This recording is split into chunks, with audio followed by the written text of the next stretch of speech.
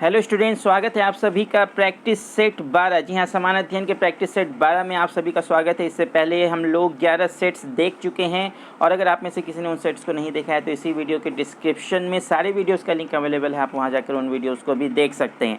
और जैसे कि स्टूडेंट्स, मैंने आपको पहले भी बताया है कि अगर बिहार में होने वाली प्रतियोगी परीक्षाओं की बात करें, चाहे वो BSSC कंडक्ट करा रही हो या फिर BPSC कंडक्ट करा रही हो, तो ये वन लाइनर्स और भी ज़्यादा महत्वपूर्ण हो जाते हैं, क्योंकि इनमें से ज़्यादातर वन लाइनर्स ऐसे हैं जो MCQ के फॉर्म में BSSC और BPSC द्वारा पूछे जा चुके हैं और इसी तरह के क्वेश्चन अक्सर पूछे जाते हैं।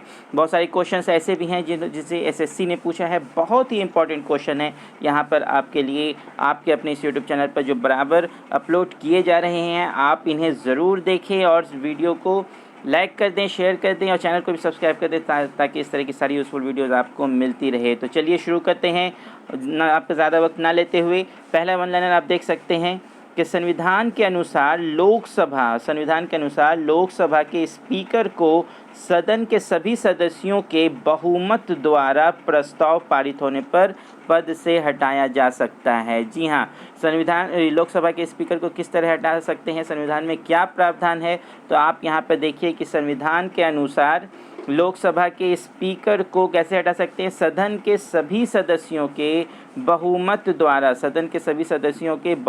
द्वारा प्रस्ताव पारित होने पर हटाया जा सकता है। जी हाँ, ये एक प्रावधान आपको दिया गया है संविधान में स्पीकर को हटाने के लिए, आप याद रखेंगे। उसके बाद फिर वन लाइनर आपका है राष्ट्रीय गान प्रथम बार। बहुत ही इंपॉर्टेंट क्वेश्चन है, BSSC ने कई बार इस क्वेश्चन को पूछा है। राष्ट्रीय गान प्रथम बार कब गाया गया था? 27 दिसंबर 1911। जी हाँ, 27 दिसंबर 1911। और कहाँ गाया गया था? कलकत्ता अधिवेशन में, कांग्रेस के कलकत्ता अधिवेशन में गाया गया था। तो ये वन लाइनर देखिए कितना इंपॉर्टेंट है। इसमें कई सारे फैक्ट्स आपके आ गए कि सबसे पहले राष्ट्रीय गान कहाँ गाया गया था, तो कोलकाता में गाया गया था। और किस अधिवेशन में गाया गया था? कोलकाता अधिवेशन में 27 दिसंबर 1911 ईस्वी में गाया गया था। तो ये तीनों फैक्ट आप याद रखेंगे। बहुत इंपॉर्टेंट क्वेश्चन है, कई बार BSSC और BPSC द्वारा पूछा जा चुका है। उसके बाद फिर आपका क्वेश्चन आता है कि आर्गन क्या है, तो आर्गन एक निष्क्रिय गैस है। जी हाँ, आर्गन एक निष्क्रिय गैस है और अगर आप रसायन शास्त्र के विद्यार्थी हैं तो आपको मालूम होगा कि ये निष्क्रिय गैस में कौन कौन है। हीलियम, उसके बाद फिर आपका नेयन है, आर्गन है, क्रिप्टन है, जेनन है, रेडॉन है, ये सारी क्या हैं? निष्क्रिय गैसें हैं। और फिर ये आवर्त सारणी के आखिरी यानी कि 18वें ग्रुप में ही रहते हैं, आपको ये भी याद रखना है। और अगर आप रसायन शास्त्र के विद्यार्थी हैं तो आपको मालूम ही होगा। उसके बाद फिर देखिए, प्रेशर कुकर में भोजन जल्दी पकता है, क्यों? क्योंकि पानी का क्वथनांक ज़्यादा होता है। यहाँ पानी का क्वथनांक ज़्यादा होता है, इसलिए प्रेशर कुकर में खाना जल्दी पक जाता है। वीडियो को लाइक करते हैं स्टूडेंट, शेयर भी करते हैं और चैनल को सब्सक्राइब करना ना भूलें। चलिए फिर उसके बाद देखते हैं शिमला सम्मेलन, जो कि बहुत ही इम्पोर्टेंट है भारतीय इतिहास में। ये कब हुआ था, इसका डेट आपको याद रखना है। इसका डेट है 25 जून। जी हाँ, 25 जून 1945 ईस्वी में। जी हाँ, 25 जून 1945 ईस्वी में शिमला सम्मेलन हुआ था। उसके बाद फिर आपका क्वेश्चन आता है कॉलेज ऑफ डिफेंस मैनेजमेंट, ये कहाँ है, तो आपको याद रखना है सिकंदराबाद में स्थित है। जी हाँ, सिकंदराबाद में स्थित है कॉलेज ऑफ डिफेंस मैनेजमेंट। बहुत ही इंपॉर्टेंट वन लाइनर्स आपके लिए और इन्हीं को MCQ के फॉर्म में बराबर पूछा जाता है। फिर आता है शिवाजी के संरक्षक कौन थे, ये भी BSSC ने पूछा है कि शिवाजी के संरक्षक कौन थे, तो आपको याद रखना है कौन थे? दादाजी कोंडदेव। जी हाँ, दादाजी कोंडदेव थे। उसके बाद फिर आपका क्वेश्चन आता है कि मराठा साम्राज्य का अंतिम पेशवा कौन था? बाजीराव द्वितीय। जी हाँ, बाजीराव द्वितीय मराठा साम्राज्य का क्या था? अंतिम पेशवा। उसके बाद फिर आता है भारत का राष्ट्रीय फूल।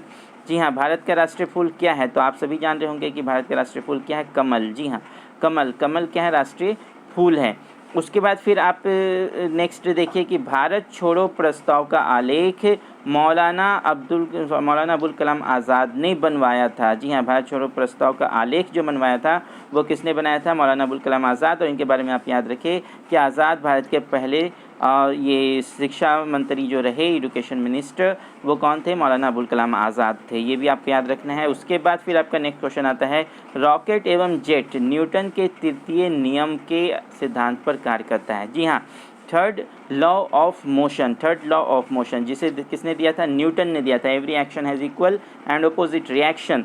तो रॉकेट और जेट जो होते हैं ना, वो न्यूटन के तृतीय नियम, आप इसे कह सकते हैं गति के तृतीय नियम के सिद्धांत पर कार्य करता है, क्योंकि न्यूटन का तृतीय नियम और गति का तृतीय नियम एक ही है। इस दो नाम से जानते हैं, क्योंकि सारे गति के नियम किसने दिए हैं? 3 गति के नियम हैं और सबको न्यूटन ने ही दिया है। उसके बाद फिर आप याद रखेंगे, भारत में आधुनिक उद्योग धंधों का प्रादुर्भाव 18वीं सदी में हुआ था। जी हाँ, आधुनिक उद्योग धंधों का प्रादुर्भाव कब हुआ था? 18वीं सदी में हुआ था। ये भी आपको याद रखना है। फिर आपका क्वेश्चन आता है, एंटीमनी का अग्रणीय उत्पादक कौन है? उड़ीसा। जी हाँ, एंटीमनी क्या है? एलिमेंट है, तो इसका अग्रणीय उत्पादक कौन है? उड़ीसा है। फिर आपका क्वेश्चन, प्रथम राष्ट्रमंडल खेल, ये क्वेश्चन कई बार आया है, एसएससी और बीएसएससी दोनों ने इस क्वेश्चन को पूछा है कि राष्ट्रमंडल खेल का सबसे पहले कहाँ हुआ था? तो आप याद रखेंगे, कनाडा में हुआ था। कब हुआ था? 1930 ईस्वी में हुआ था। और कनाडा के किस शहर में हुआ था? तो हैमिल्टन शहर में हुआ था। ये भी याद रखना है। तो आप देख सकते हैं एक ही वन लाइनर में कितने सारे फैक्ट्स हैं कि प्रथम राष्ट्रमंडल खेल कब हुए? 1930 में। कहाँ हुए? कनाडा में हुए। और कनाडा के किस शहर में हुए? तो हैमिल्टन शहर में हुए। फिर आपका वन लाइनर आपका यहाँ पे जो इम्पोर्टेंट है कि संविधान के भाग 9 में पंचायतों का उल्लेख है। जी हाँ, और बीएसएससी यानी कि ये बिहार कर्मचारी चयन आयोग का तो ये बहुत ही पसंदीदा क्वेश्चन है। ये बार बार वो पूछते रहते हैं बीएसएससी द्वारा ये क्वेश्चन बार बार पूछा जाता है कि संविधान के किस भाग में पंचायतों का उल्लेख है। तो आप याद रखेंगे किस भाग में है? तो भाग 9 में। जी हाँ, भाग 9 में पंचायतों का उल्लेख है।